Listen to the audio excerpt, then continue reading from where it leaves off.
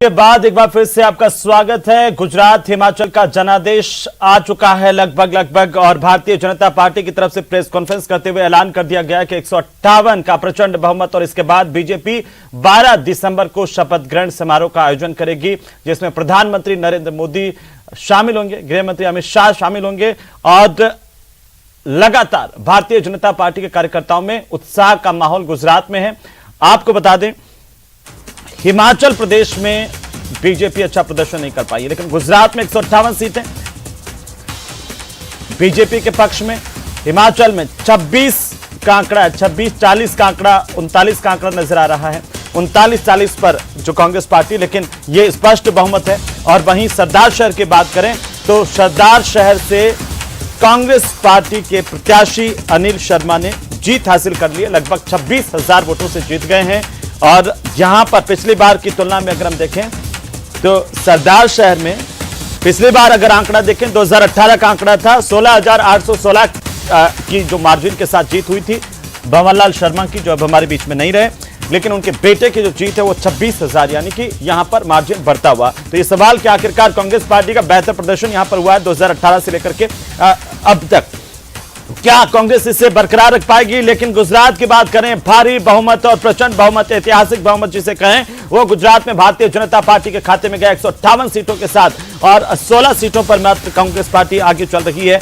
हिमाचल में बीजेपी को निराशा हाथ लगी है तो कांग्रेस को स्पष्ट बहुमत, कांग्रेस पार्टी की सरकार वहां हिमाचल में बनती हुई नजर आ रही है। सहयोगी प्रियंका का रुख कर लेते हैं। प्रियंका लगातार अपडेट के साथ हमारे साथ जुड़ चुकी हैं, समझाएगी आंकड़ों के जरिए भी कि आखिरकार ये चुनाव किस तरीके से। प्रियंका, हिमाचल गुजरात की ताजा अपडेट क्या है और कैसे आपके पास यहां के समीकरण है इस वक्त?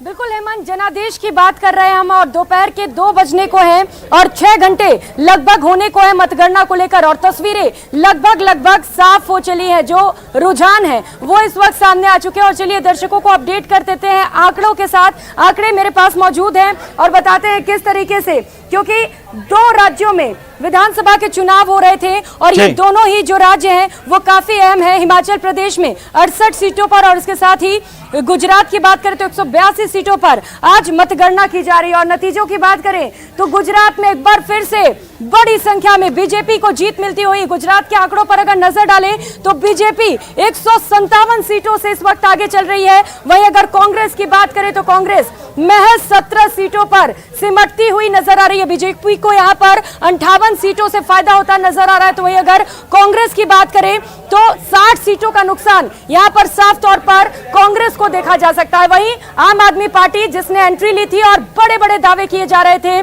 कई रेवड़ियां भी बांटी गई, मुफ्त ये देंगे वो देंगे, लेकिन उसका कोई भी फायदा फिलहाल यहां होता नजर नहीं आ रहा है। हेमंत, जो आप आंकड़े देख पा रहे हैं, आम आदमी पार्टी की अगर बात करें तो महज 4 सीटों पर आम आदमी पार्टी यहां पर संतोष कर रही है। तो फिलहाल गुजरात में एक बार फिर से कमल खिलता हुआ नजर आ रहा है और लंबे समय से यहां पर बीजेपी का कब्जा भी रहा है। जी हेमंत।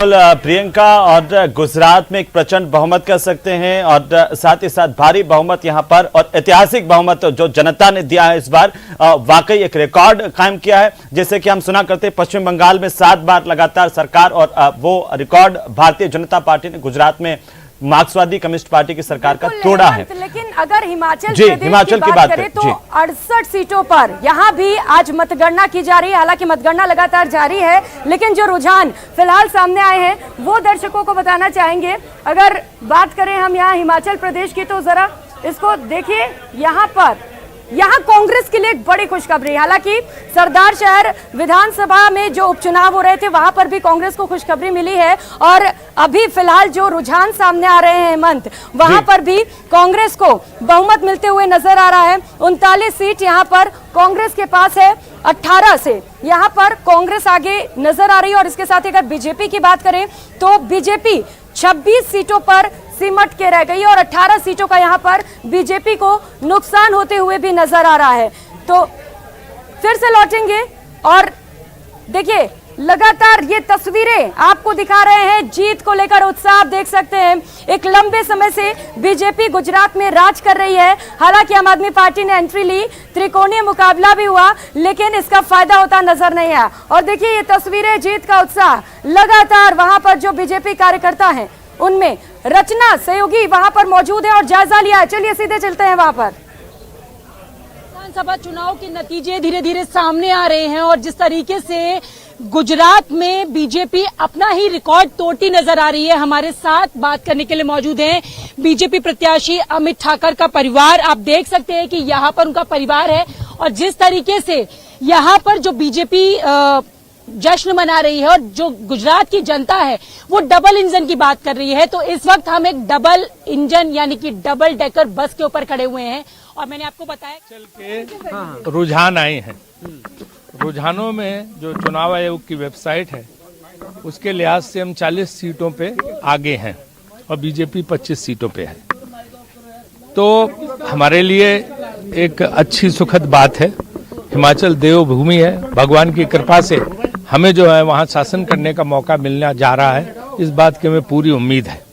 और जो कांग्रेस ने वादे किए थे, 10 गारंटी जो कांग्रेस ने घोषित की थी, उन 10 गारंटियों को हम पूरी तरह से लागू करेंगे और भी हिमाचल की जनता विकास के लिए हम सब कुछ करेंगे।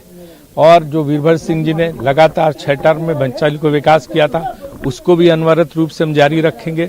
और वहाँ की जनता जो पिछले 5 साल से बिल्कुल त्रस्त थी, परेशान थी जो भाजपा की सरकार से, उन सब चीज़ों को हम सुधार करेंगे। और इस चुनाव में जिन लोगों की महत्वपूर्ण भूमिका रही, मैं कहना चाहूँगा, मैं धन्यवाद करना चाहूँगा प्रियंका गांधी जी का कि उन्होंने इसमें वक्त दिया और उन्होंने कांग्रेस के जो वहाँ चुनाव प्रचार की कमान थी उसको संभाल के बहुत अच्छी तरह से उन्होंने प्रचार किया, उसका बहुत असर गया। हम सोनिया जी का बराबर हर निर्णय में जो सहयोग रहा, जो उन्होंने एक तरह से फ्रीडम दी, उसकी हम जितनी भी सराहना करें वो कम है। और उनकी अध्यक्षता में ही कैंडिडेट फाइनलाइज किए गए थे और उसके बाद वो हटी थी। और राहुल जी की भारत जोड़ो यात्रा, भले वहाँ ना आए हों, लेकिन उसका असर जो है हिमाचल की जनता पे भी बहुत था। और मल्लिकार्जुन खड़गे जी हमारे नए अध्यक्ष आई, वहाँ प्रचार भी करने गए और खड़गे जी ने भी जिस तरह से हमें पूरी तरह से निर्णय की आज़ादी दी और जिस तरह से उन्होंने सहयोग किया, स्वयं कैंपेन किया। आप लोगों को लग रहा था कि बीजेपी अपना ही रिकॉर्ड तोड़ देगी? हाँ, पहले से पाटिल जी ने डिक्लेयर कर दिया था और we were confident about it. बिल्कुल, आप कह रहे हैं कि कॉन्फिडेंट था, तो ये क्या फैक्टर काम कर गया जो बीजेपी ने अपना ही रिकॉर्ड तोड़ दिया? और जिस तरीके से अभी रुझान आ रहे हैं, दूसरी जो पार्टियां हैं वो बेहद पीछे पिछड़ती नजर आ रही हैं। मोदी जी से के इतने सालों के परिश्रम और उनके डेवलपमेंट के काम, अमित शाह की चाणक्य नीति, पाटिल जी की और सीएम साहब की लीडरशिप की वजह से हम ये अचीव कर पाए रहे। आप कह रहे हैं कि मोदी साहब की नीति, अमित शाह जी की चाणक्य नीति, भूपेंद्र भाई का काम, आम आदमी पार्टी जो है वो गुजरात। तो जीत को लेकर बीजेपी कार्यकर्ताओं में किस तरीके से उत्साह है, ये तस्वीरें हमने आपको दिखाई और वहां पर सहयोगी रचना भी हमारे साथ मौजूद थी, जो लोगों से लगातार बातचीत भी कर रही थी कि आखिर बीजेपी इसके पीछे क्या वजह मान रही है इतनी बड़ी जीत। क्योंकि आशा शायद नहीं थी बीजेपी को भी इसकी कि इतनी बड़ी जीत, इतने बड़े पैमाने पर जीत मिलेगी यहाँ पर बीजेपी को, लेकिन एक असंभव को संभव करते हुए बीजेपी ने फिर से यहाँ पर दिखाया है और एक बड़ी जीत दर्ज की गई है यहाँ पर गुजरात में।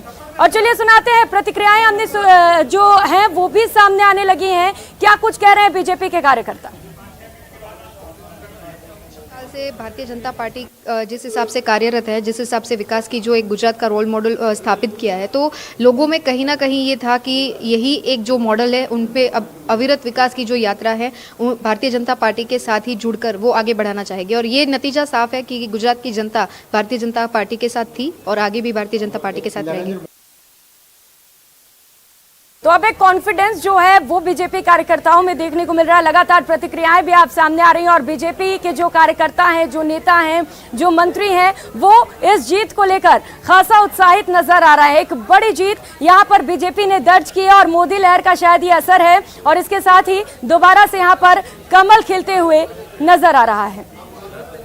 और हेमंत के पास चलते हैं। हेमंत, क्योंकि एक और बात बताना चाहूंगी, जब मोरबी पुल हादसा हुआ था उसके बाद मोरबी की सीट पर लोगों की नजर थी, लेकिन वहां से एक बड़ी अपडेट आपको बता दूं, वहां से तीनों सीटें बीजेपी ने जीती है। तो एक बड़ी जीत बीजेपी के लिए मानी जा सकती है। पर वो व्यक्तित्व जिनको सबने देखा था कि मोरबी हादसे के दौरान वे किस तरीके से पानी में उतरे थे और कांग्रेस ने कहा था कि घुटनों तक पानी है, लेकिन जनता ने उनको जिता दिया है। और मुहर लगाई है। मोरबी में भी इस हादसे को एक मुद्दा बनाने की जरूर कोशिश की गई थी, लेकिन जनता ने उसे नकार दिया है। प्रियंका बने रहिए हमारे साथ में, मैं वापस से आपके पास आऊंगा, लेकिन